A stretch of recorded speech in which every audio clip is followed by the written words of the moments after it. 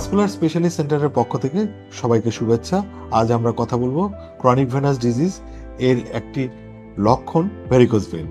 Varicose when একটি সাধারণ রোগ যা ত্বকের নিচে পেঁচানো আঁকাবাঁকা শিরা থাকে এবং আকারে 3 মিলিমিটার অথবা 3 মিলিমিটার বেশি থাকে, তাদেরকে আমরা ভেরিকোজ ভেন বলি। এটা সাধারণত পায়ে দেখা যায়, পা ছাড়া শরীরের অন্যান্য অংশও হতে পারে। প্রথমত দেখা যায় এই অসুখটার অস্বস্তি লাগতে পারে, সঠিক সময়ে চিকিৎসা না করলে পরবর্তীতে জটিল থেকে জটিলতর হতে পারে। একটি পরিসংখ্যানে দেখা গেছে 9 থেকে 10% মানুষ এই রোগে ভুগছেন। আগে হয়তো এই রোগ সম্পর্কে মানুষের ধারণাই ছিল না।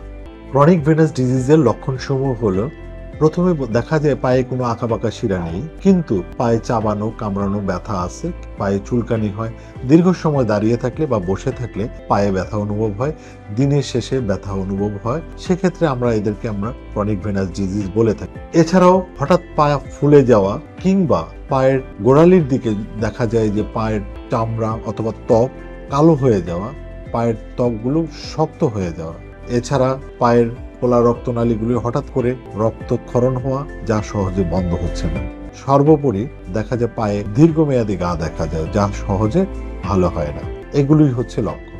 ভেরিকোজ ভেন কিভাবে তৈরি হয় যদি বলতে হয়, আমাদের প্রথমে বলতে হবে আমাদের শরীরের রক্তনালী দুই ধরনের, ধমনী, শিরা। ধমনী শরীরের হৃৎপিণ্ড থেকে দেহের বিভিন্ন অংশে ছড়িয়ে পড়ে এবং শিরার মাধ্যমে সেই শরীরের বিভিন্ন অংশ থেকে হৃৎপিণ্ডে চলে আসে। শিরাগুলোর মধ্যে এক ধরনের ভালভ থাকে, দরজা থাকে, এগুলো একমুখী।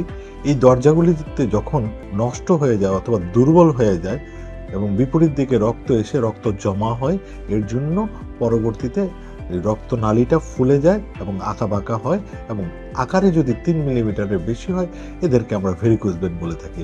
এভাবেই রক্তের ভেরিকোসিটি তৈরি হয় এবং ক্রনিক ভেনাস ডিজিজেরও এটি একটি কারণ। এই কারণেই প্রথমেই ভালভ দুর্বল হয়ে যায়, নষ্ট হয়ে যায়। এছাড়া আমাদের গভীর শিরার এতে চাপ বেড়ে যেতে পারে। পরবর্তীতে আমাদের যে শিরার দুই ধরনের আছে, গভীর শিরা এবং বাইরের দিকে শিরা, দুই সংযোগ যে শিরা দুর্বল হয়ে গেলে, নষ্ট হয়ে গেলে এটা একটা কারণ হতে পারে। এছাড়াও জন্মগতভাবে যদি এই দরজাগুলো নষ্ট থাকে, সেক্ষেত্রে এই ক্রনিক ভেনাস ডিজিজ হতে পারে।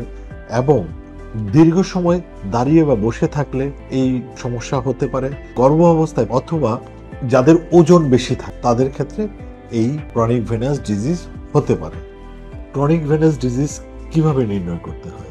প্রথমে ক্রনিক ভেনাস ডিজিজ নির্ণয় করতে গেলে আমাদের যে লক্ষণগুলো রয়েছে সেগুলো অনুভব হলেই আমরা প্রথমে বলি চিকিৎসকের পরামর্শ নেওয়ার জন্য। একজন ভাস্কুলার সার্জারি বিশেষজ্ঞ সে চোখে দেখে নিশ্চিত করতে পারবেন। তারপরেও কিছু পরীক্ষা নিরীক্ষার মাধ্যমে নিশ্চিত করা যায়। একটা ডুপ্লেক্স স্টাডি এর মধ্যে অন্যতম।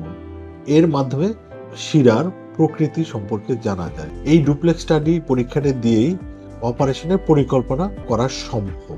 প্রাথমিক পর্যায়ে অপারেশন ছাড়াই ভেরিকোজ ভেন নিয়ন্ত্রণে রাখা সম্ভব। সঠিক সময়ে চিকিৎসা না করলে এটা জটিল থেকে জটিলতা ধারণ করতে পারে। ভাস্কুলার সার্জন হিসেবে আমি বলবো, লক্ষণগুলি দেখা দিলে আপনারা ভাস্কুলার সার্জনের সঠিক পরামর্শ নিন।